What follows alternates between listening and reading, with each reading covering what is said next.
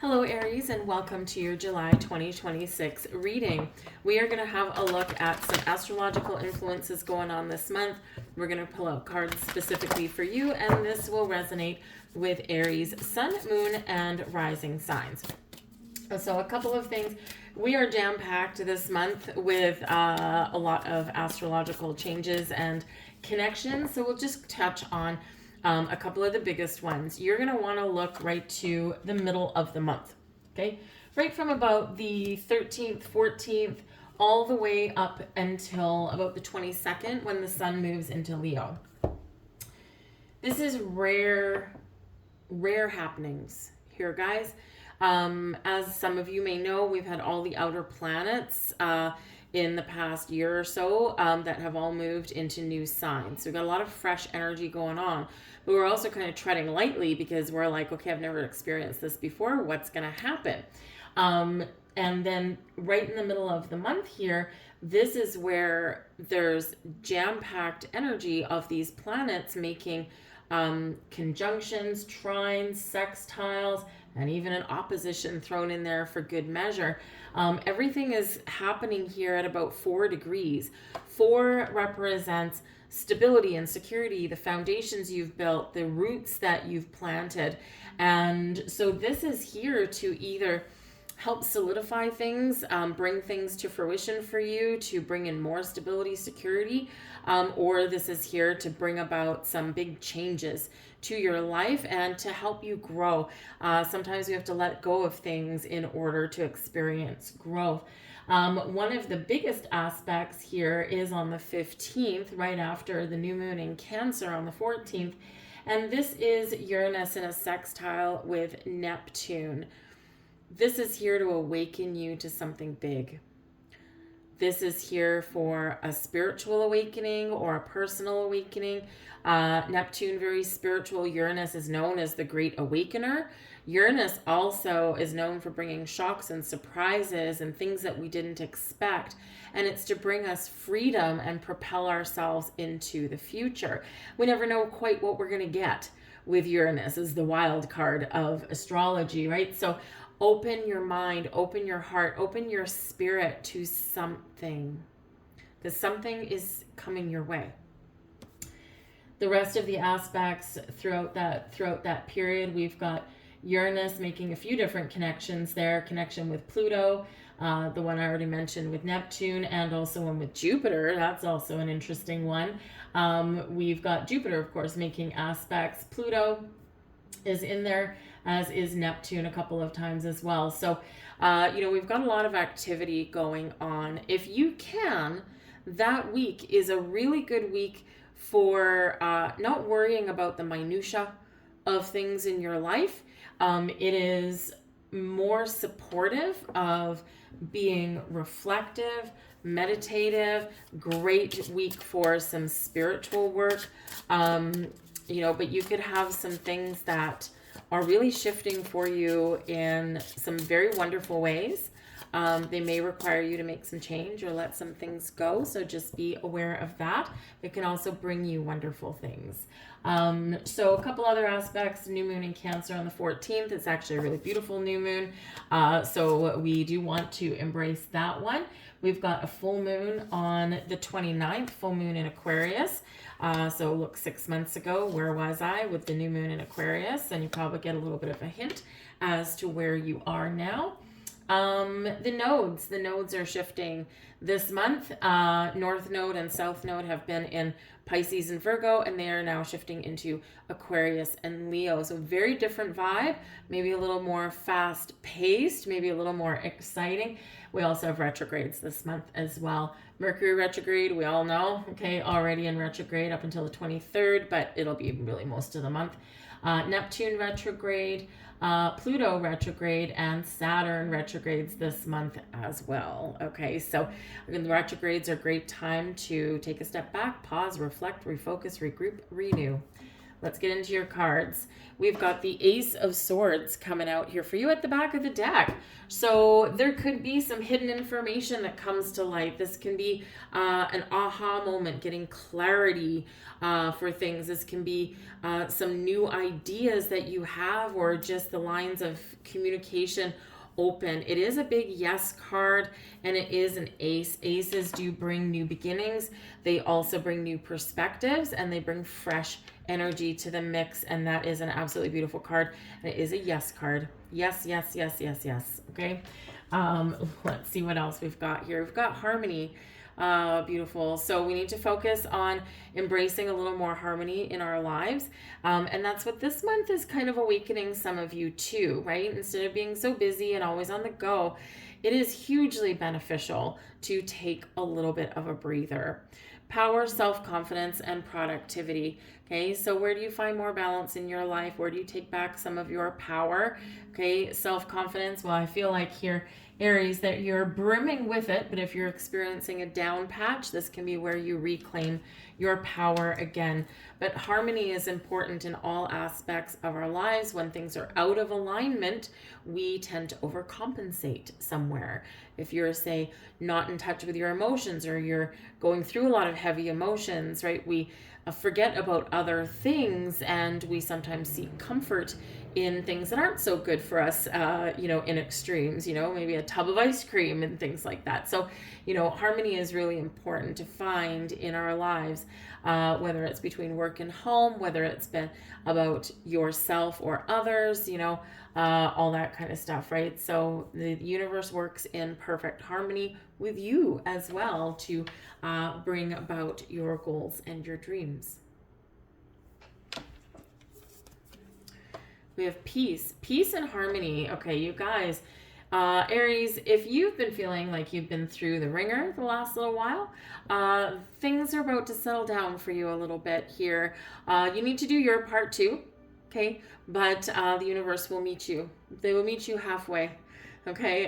They will bring in some peace. Dissolving unwanted or disturbing thoughts. So if you've been, on like a roller coaster ride, if things have just not felt like they've been going well for you, or maybe it's been like just this chaos, okay, this peace is coming in for you here, and it is beautiful. Let's get some more cards here. Incoming, we've got temperance, peace, and balance, and harmony, and healing. Everything in moderation. Some beautiful energy there with the temperance card. Temperance is also Sagittarius energy, okay? And Sagittarius ruler is Jupiter, and Jupiter is making all sorts of aspects this month. He is quite busy. So, when you are going out and having fun, just be aware that too much of a good thing is probably not a good thing, okay? Things are great until they're not, all right? It's, 1 tequila, 2 tequila, 3 tequila, floor, okay? Stop at the third one, all right? Know when you're doing too much. So this is the main energy that is coming in for you this month, and so it can be really quite awesome, really quite beautiful. But temperance can represent a person in your life potentially as well that you need to deal with, and they can be a positive influence. They are in the upright, so they're a good connection here, but we do have a challenge as always. The challenge here is the 9 of Wands.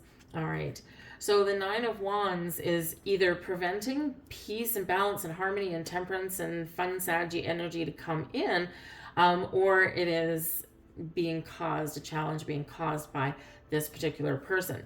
So the 9 of Wands is about seeing something through to completion. We're at the end of the road, but we're tired and we're drained. We need a rest. We need a relaxation. So, this is a challenge to find the peace because we are everywhere all at once. Okay.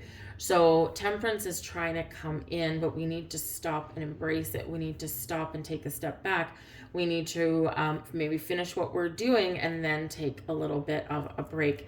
And that 9 of Wands can be energy suckers that are around you. It can just be that you need to protect your energy. That might be part of a challenge.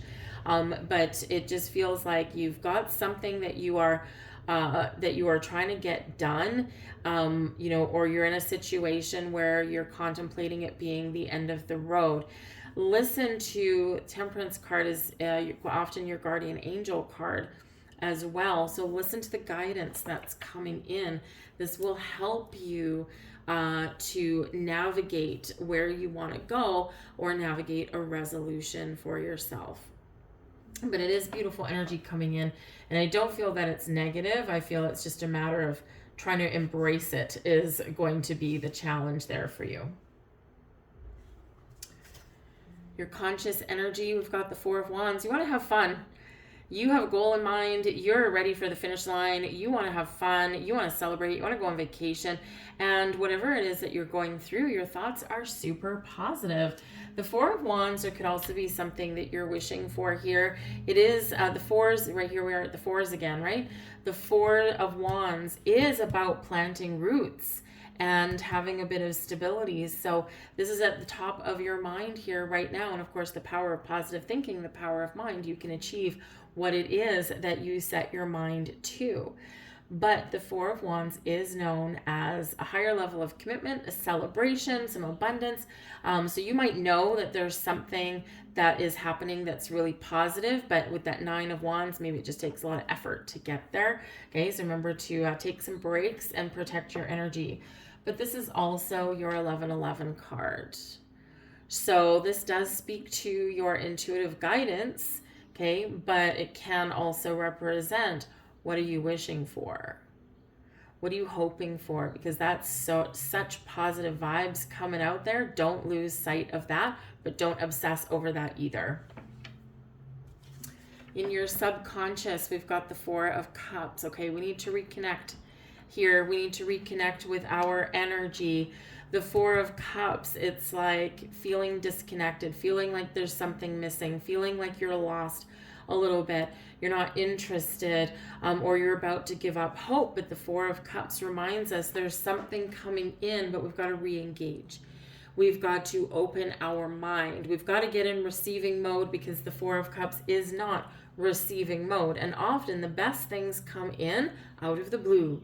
The best things come in right when, right when we feel like, oh my goodness, have I passed all the tests that the universe is sending me? Because man, I'm almost done with this journey, but you're about to get a reward.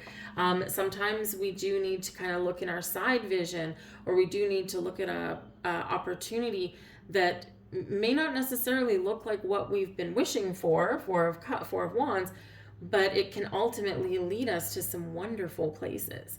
So that Four of Cups, if you're feeling disconnected, right, disengaged, maybe even spiritually, this is a good month for you to kind of reconnect with your feelings, get in touch with yourself, get in touch with people around you here as well, right? Because it can be Nine of Wands, you've been working so hard that you're lacking an emotional connection with people, okay?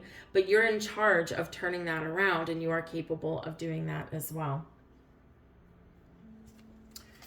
The energy that's dissipating is the Six of Cups, right? It's starting to go. It's also can be some past influences here. And I will say it's the Six of Cups, right? And we do have retrogrades going on this month. So this can very much be something from the past is bothering you. Something from the past is still attached to you in some way, okay? The Six of Cups is not a negative card. It's actually a positive card. It is one to remember to stay present, to stay focused, to remember where you are here and today. Reflect on the past, but don't let it eat you up, right? Look forward to the future, but don't live there, right? It's good to have a vision, a goal, a dream, but the active energy is here today. And we need to embrace the pleasure of today. And we need to remember our own personal power for today, right? Because what we do today impacts our tomorrow. But because this is some past energy here, and it's something that's still lingering, we're trying to move away from it. This can be something from your past. You can be trying to invoke something like a second chance, perhaps, because retrogrades can bring in a second chance. It is positive, okay? It is in the upright, so it's something that we would desire. if we're trying to bring it in. So it can be reconnecting with friends, reconnecting with someone we used to work with. We can be reviving or looking to see if we can revive a goal, a dream, something that we lost sight of, right? This can all come back in if that's what you want. If not, then the Six of Cups can represent some past energy that it is just dissipating. We're maybe kind of looking in on it a little bit. We're reflecting just on how did I get to where I am today. And we're like, okay, great. I'm ready to move forward. I'm ready to move on. So we can have some healing energy and we can be detaching from the past as well, because we cannot change it. And then we have the Nine of Cups. Look at that. Your wishes, your goals, your dreams. The Nine of Cups is a beautiful card. So you're well on your way to achieving your goals, your dreams, having wishes fulfilled, and also just a complete sense of contentment. It doesn't have to be a thing, right? It can just be a sense of well-being. I'm happy where I am. I'm content with myself. I'm feeling positive about my future. I've done some healing from my past. I've re-engaged with my emotions. And this is like where you're going to be at the end of the month, and especially good as we go into August for eclipse season. So this is the card that everyone wants. So you see all the cups energy, right? We've got some water energy coming in here for you. So you're trying to gather your emotions. You're also maybe in this energy really trying to reconnect with spirit in some way, or spirit's trying to reconnect with you. They're going to bang it on your door. All right. And again, right here, the biggest energy coming in for you is Temperance. Okay. So that's Sagittarius energy. Ruled by Jupiter. Jupiter is here to help you. Jupiter brings you luck as well. Expansion, growth, helps you break free.